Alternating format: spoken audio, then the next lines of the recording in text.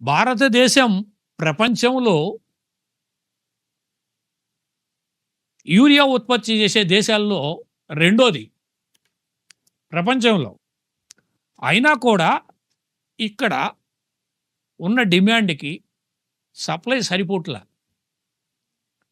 ఈ డిమాండ్‌లో దాదాపు 20-25% కేంద్ర ప్రభుత్వం విదేశాల నుంచి దిగుమతి చేసుకుంటుంది. ఒమెన్ అని, రష్యా అని, చైనా అని వాటి దగ్గర నుంచి ఇంపోర్ట్ చేసుకుంటున్నారు. దీనికి గాను ఈ ఇంపోర్ట్ దానికి గాను 6,000 కోట్ల రూపాయలు ఖర్చవుతుంది. ఇండియాలో ఈ యూరియాని ఉత్పత్తి చేయటం కోసం దాదాపు 34,340 కోట్ల రూపాయల వరకు ప్రభుత్వం ఖర్చు పెడుతుంది.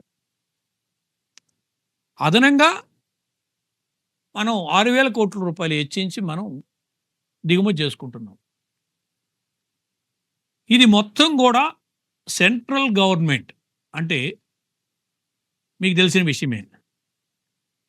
బీజేపీ ప్రభుత్వం ఆధీనంలోనే ఉంది. ఏ రాష్ట్ర ప్రభుత్వం ఆధీనంలోనూ లేదు. వాళ్ళు కేంద్ర ప్రభుత్వం పంపిస్తేనే యూరియా రావటం. కేంద్ర ప్రభుత్వం పంపించకపోతే యూరియా రాదు. అర్థమైందనుకుంటాను.